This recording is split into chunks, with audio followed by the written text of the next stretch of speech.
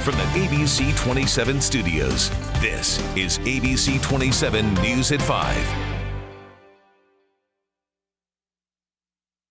And I'm Channing Frampton. Thank you so much for joining us. We're glad you could start your week with us. Here's Reed Leibarger with your first alert forecast.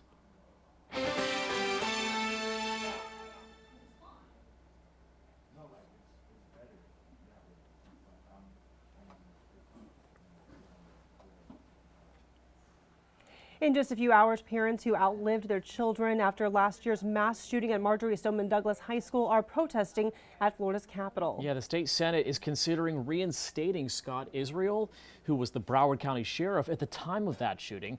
Those parents don't want him back in charge. Governor Ron DeSantis suspended Israel on January 11th for what he called inadequate action during the school shooting. Last month, a special master appointed by the Florida Senate said he should get his job back. Freed Gutenberg, who lost his daughter Jamie during the shooting, says, quote, "You would like to think that he would have done his job better after February 14th, but he didn't." Israel was held responsible in part for his deputies and department's failure to act on warning signs about shooter Nicholas Cruz. An armed deputy stood outside of the school but didn't go inside while 17 people were shot to death. The Florida Senate is holding a special session all this week to consider whether to reinstate or remove Sheriff Israel for good. A Georgia man is back in court today to find out whether he will be executed for a murder that happened more than 30 years ago. Georgia's parole board will decide if they will give leniency to this man, Ray Jefferson Cromartie. Court documents say he killed a convenience store clerk in 1994. Cromartie would be the third person put to death by Georgia this year. Also happening this week, Catherine Magbanwa will have her first case management hearing after her case ended in a mistrial last week. Magbanwa is one of 3 suspects accused in Florida state law professor Dan Markel's murder. She is charged with first-degree murder, conspiracy to commit murder, and solicitation to commit murder. Her boyfriend, Sigfredo Garcia, was sentenced to life in prison for the same charges last week. His lawyer says Magbanwa is to blame. Yeah, she did it. She had complete control over Sigfredo Garcia from day one. Magbanwa's case management hearing starts Tuesday at 10:30 a.m. She will remain in jail until the case goes to trial again. Well, one mother seeking legal action against a local firefighters after seeing a man boxing with her autistic teenager. Just look at this video. Eventually, the teen falls to the ground and struggles to get free. Hamilton County deputies say the incident happened at the end of September.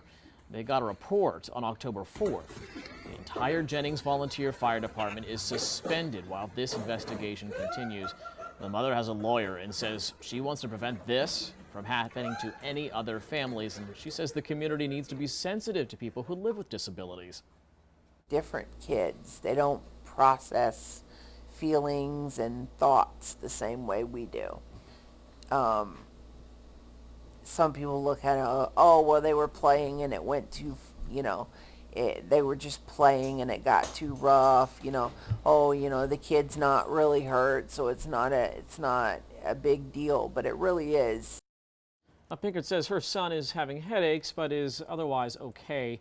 No one has been formally charged at this point. While the investigation continues, the Crossroads and Jasper fire crews are handling emergency calls in Jennings. Well, during the FAMU football game on Sunday, there was a fight caught on video. Yeah, it happened at halftime. Here's video of it. Coming into Sunday, these two were the top teams in the MEAC. Emotions got the best of them, though. 3 FAMU players were ejected, as well as defensive coordinator Ralph Street. So far, none of them have gotten any further punishment. FAMU head coach Willie Simmons explains how it all started. Of course, with the configuration of the locker room and the sidelines, the teams have to cross.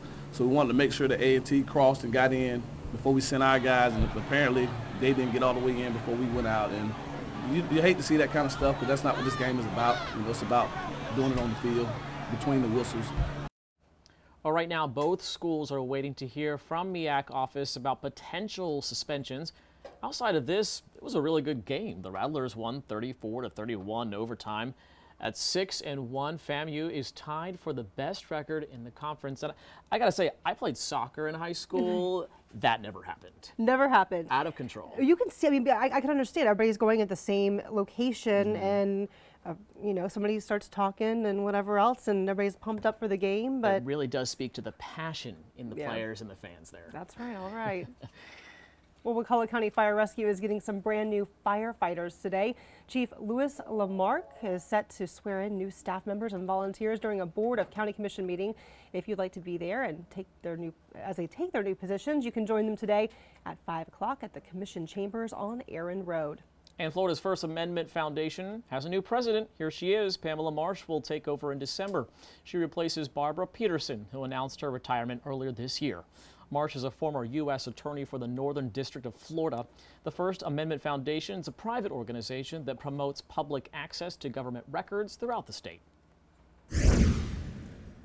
One young fisherman's big catch has caught the eyes of thousands on social media. It sure has. Quincy Kamari Cooper was fishing with his father when he caught the biggest bass of his life, a 7-pounder. The video you're watching right now, it's up to 16,000 views online. People just can't get enough of the joy. Cooper says it was all because he used a lucky black worm to catch the fish. He says there's nothing like reeling in a big one like that with his dad by his side. I said, "Daddy, this is a big one." And it was just a moment of a lifetime when I had pulled that fish in. And I was not expecting to get a big fish like that. Now, instead of taking this catch home for dinner, Kamari rubbed its scales, told it to grow bigger, put the bass back in the water, and left, but not before saying, "One day we're going to meet again." Words of wisdom right there. Yeah, that fish is almost as big as he is. I wonder, the black worm myth, I've never heard that. Okay. Is that really a thing? I don't know. I think everybody kind of maybe has their lucky lure or Okay. lucky way of fishing, but it's just interesting to see because usually the big one usually gets away. It does. Not for him, though. When I was a kid, I had trouble just getting the worm on the hook to begin with, so I don't know. Maybe he should take you out for a fishing trip. I don't know. We're going to find out. All right, well, let's see if it's going to be a good day for fishing with Reed. How's it looking out there?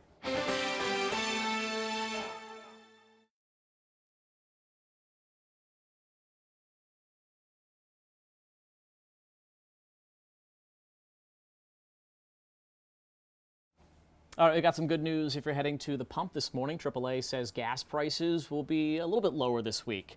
They've gone down 1 cent per day for the past 3 days. And a spokesperson says the state average could fall as low as $2.41 a gallon by the end of this week. Right now, Florida drivers are looking at an average of about $2.47.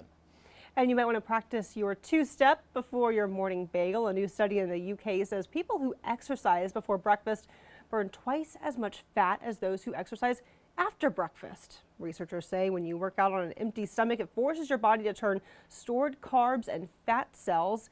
Your metabolism also continues to work at a faster pace for up to 2 hours after an intense workout. I'm going to have to change things up then. I've got to say, I believe it. I used to get up and do 30 minutes of cardio before having anything to start my day. I was in the best shape of my life. You probably feel better too because if you eat first, then you probably kind of feel a little. You do, and it keeps you, like they said, it keeps your metabolism going. So you might feel hungrier by lunchtime. So everything in moderation, right? Yeah, there you go, including exercise, I guess, especially in the heat that we're dealing with. Yeah. Well, you know, it's time for some fancy footwork in the capital city. Stay tuned for a look at the first taps, twists, and twirls on the dance floor. We're talking about Tallahassee's Dancing with the Stars. But first, here's a look at last night's Fantasy 5 numbers. Good luck.